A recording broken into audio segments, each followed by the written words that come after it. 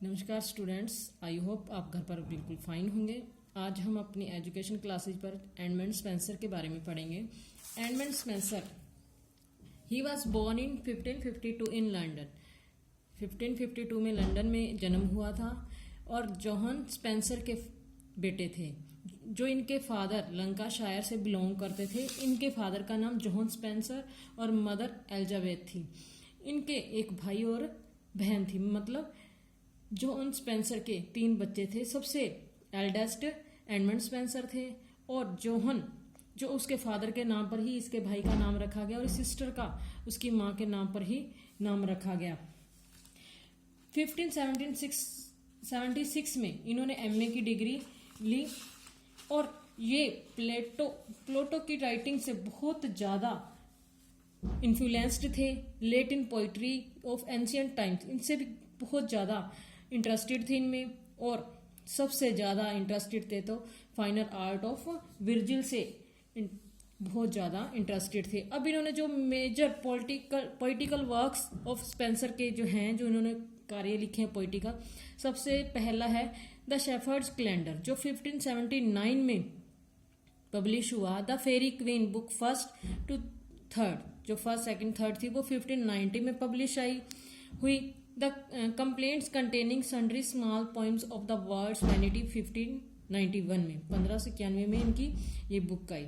The Faerie Queene book 1st। हम आज इस हमारी वीडियो में फेरी क्वीन बुक 1st के बारे में पढ़ेंगे, जिनकी ओपनिंग लाइंस हैं A gentle night was pricking on the plain. Why clad in mighty arms and silver shield, wherein old dames of deep wounds and did remain, the cruel marks of many a bloody field. Yet arms till that time never did he wield. Full jolly knight he seemed and fair did sit, as one for nightly joust and fires encounters fit. यहाँ से इस book 1st की शुरुआत होती है। इस book 1st में red cross night की कहानी से संबंधित है, जो कि पवित्रता का प्रतिनिधित्व करता है। वह ऊना के चैंपियन के रूप में आगे बढ़ता है, जो सच्चाई का प्रतिनिधित्व करती है कि वह वृद्ध ड्रैगन जो एज ड्रैगन है उसकी हत्या कर दे, जो उसके पिता के ही स्टेट को तबाह कर रही है। अब इस पोएम का सबसे पहला जो पहरा है वो इस इनकरेजमेंट जो साहस का दृश्य है उसको दिखाता है। रेड क्रॉस नाइट जो है साहसिक कार्यों की एक लंबी सी श्रृंखला है, जो हमें सुझाव देता है कि कैसे व्यक्ति पवित्रता के पीछे गलती, धोखेबाजी, झूठे समर्पण आदि के लिए बहुत ज्यादा बाधित होता है। साथ ही साथ red cross night every man भी है, जिसे विश्व के सामान्य लोभ लालच का सामना करना पड़ता है, इसलिए उसे शान की मदद की आवश्यकता है, जिसका प्रतिनिधित्व राजकुमार ऑर्थर करता है। जहां एक राजकुमार ऑर्थर है उसे सत्य की भी मदद की जरूरत है, यानी कि उसे सच उसका साथ दे, तभी उसकी बहुत ज्यादा आवश्यकता है ताकि वह अच्छे जीवन और पवित्रता को प्राप्त कर सके। इसी तरह रेड क्रॉस नाइट एक विशेषता पवित्रता के साथ ही व्यक्ति का प्रतिनिधित्व करता है, जो उसकी विशेषता की तलाश में है। स्पेंसर इसमें जो अपना मीनिंग निकालता है वो दूसरे लेवल का भी परिचय कराता है कि वह इंग्लैंड की जो धार्मिक स्थिति थी, वहां रिलीजियस सिचुएशन थी, उस पर भी वो लाइट डाल रहा था। वह एक अच्छे जीवन के संबंध में प्रोटेस्टेंट के सामने जो कैथोलिक जो थॉट्स हैं उनको डाल देता है। इस प्रकार उनके अनेक कंटेम्प्रेरीज के जो वो डिस्क्रिप्शन भी देता है। स्पेंसर अपनी जो फेयरी क्वीन में अर्थों की बहुत ज्यादा मीनिंग यहाँ निकलते हैं। जोखिम भरे कार्यों के बारे में भी, स्तरों का जिनका वे प्रतिनिधित्व करते हैं, अपने में कहानी तथा महत्व, साहसिक कार्यों के बारे में, अनुक्ति के लिए भी परिवर्तन होता रहता है। इसमें पाठक को एक संरचना में वो लेकर जाता है, जिसका संबंध विभिन्न रंगों के प्रतिबिंबों तथा प्रवर्तन से होता है। इसका जो मेन कैरेक्टर है और जो डेयरिंग एक्ट है और इसकी जो अभिरुचि है और इसकी जो इम्पोर्टेंस है, दोनों को ही वो यहाँ लाइट डालता है। और दूसरी ओर जो उसके घटनात्मक स्मॉल कैरेक्टर्स हैं, जो वो ह्यूमन कैरेक्टरिस्टिक शो करते हैं, वो नहीं हो सकते। जो वर्णनात्मक मनोवैज्ञानिक है, नीतिगत रूप से समृद्ध करता है। पात्रों और घटनाओं का यहाँ नाइट जो दानव है एरर के खिलाफ एक सफल लड़ाई भी दिखाता है, जो ऊना के साथ मिलकर नाइट दानव एरर के खिलाफ करता है। रेड क्रॉस नाइट दानव एरर को मार देता है, जिसे सबसे घृणास्पद, गंदा और दूषित और बिल्कुल शर्मनाक घृणा से भरा हुआ पाया है। ऐसा भी माना जाता है कि दानव उसके शैल्य यौवन के बारे में बहुपर्सवी है तथा लड़ाई के मध्य में पुस्तकों और कागजों का इकट्ठे वमन भी कर देता है। ऐसा वह स्थानीय मांस के ढेलों तथा घृणास्पद मेंढकों और भेंकों द्वारा करता है। स्पेंसर का यहाँ पर वर्णन जीवांत, दक्ष, लोकप्रिय रूप में पूर्ण रूप से स्पेंसरियन है। अनियोक्ति भी काफी हद तक तथा बचकानेपन के बिंदु तक साधारण है। विवरण बार बार प्रदर्शित करता है कि कैसे दानव के अभिशप्त कवक जालों द्वारा नाइट को प्रताड़ित किया जाता है। यह सब निश्चित रूप से जीवंत और प्रभावशाली बनाया गया है। साहित्यिक और अनियोक्ति युक्त मीनिंग्स को दोनों ही परतों में काफी हद तक क्लियरिटी दिखाई गई है, लेकिन जब हम दूसरे मीनिंग की तरफ बढ़ते हैं तो अर्थ बिल्कुल ही चेंज हो जाता है।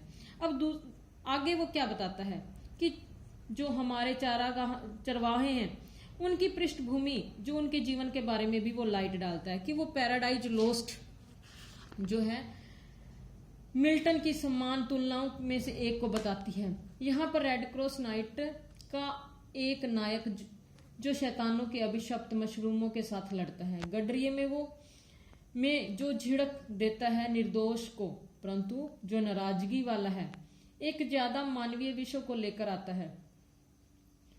जैसे मानो यहाँ एक तरफ तो विश्व के साहसिक कार्यों के मध्यम अवधि हो और दूसरी तरफ विश्व की नीतिक आदर्शों को स्थापित करता है। बदलाव किसी भी तरह से मूलभूत घटनाओं की शक्ति को बर्बाद नहीं करता। इसका कारण यह है कि परिवर्तन को यहाँ पर केवल उपमा के रूप में, सिमिली के रूप में उसने यूज किया है, और साथ ही साथ उसने साहसिक विषयों को ह्यूमनिज्म भी दिया है। यहाँ हम डेली की जो वर्ल्ड है उसकी भी रिमेम्बरेंस करता है। यहाँ हमें नैतिक समस्याओं का सामना और समाधान करना होता है। स्पेंसर इसी बुक में आगे भी बढ़ता है, जिस तरीके से वह दूसरी पुस्तकों में ध्वनियों की काफी श्रृंखलाएं यूज करता है, बढ़ाता है। और एग्जाम्पल के तौर पर हम शुद्ध और सिंपल रोमांटिक साहसिक कार्यों को भी पाते हैं। इस तरह से वह ध्वनि को और पौराणिक से ग्रह कहावत संबंधी नैतिक तथा धार्मिक तथा बाद में उच्च साहसिक तक परिवर्तित कर देता है। पद में विस्मयकारी विभिन्नताओं का भी वर्णन किया जाता है।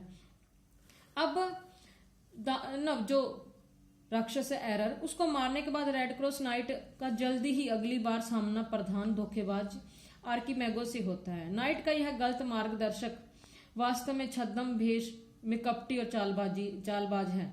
वह नायक को धोखा देने में सफल हो जाता है। वह उसे ऊना की अखंडता पर अविश्वास करने के लिए मजबूर कर देता है। उसकी जगह ड्यूसा को अपनाने के लिए कहता है, क्योंकि नायक अब झूठे धर्म से अनुरुक्त हो जाता है।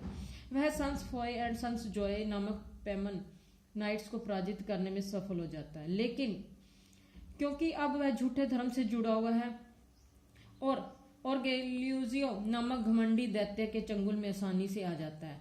अब वो दैत्य के बातों में आ जाता है। अब ऊना उसकी मदद के लिए ऑर्थर की दैविक शक्ति लेकर आती है। यद्यपि वह घमंड रूपी बुराई से बच जाता है, लेकिन वह पीड़ा और पछतावे से कमजोर पड़ जाता है। यह तो केवल पवित्रता के घर में रहने के पश्चात ही, ईसाई मत का पूर्ण अर्थ जानने के पश्चात रेड क्रॉस नाइट ड्रैगन पर काबू करने के लिए शक्ति अर्जित करता है। आखिरकार वह ऊना का विश्वास जीतने के योग्य बन जाता है। इस तरह से पुस्तक जो उसकी बुक फर्स्ट है, उसकी जो कहानी है, साहसिक कहानी को क्लैरिटी देता है, लेकिन जहां वहां प्रत्येक जो कैरेक्टर हैं और इंसिडेंट्स हैं वो सुझावों के द्वारा बहुत सारे मीनिंग से भरे हुए हैं। हमारे लिए आवश्यकता की बात तो ये है कि हम जो बुक फर्स्ट की इंसिडेंट्स हैं, कैरेक्टर्स हैं, उनके जो मीनिंग्स हैं और इम्पोर्टेंस हैं और उनको अच्छी तरह जाने, और पोएम्स की जो जटिलता है उसको पूर्ण रूप से उसकी एप्रिसिएशन भी की जा सके।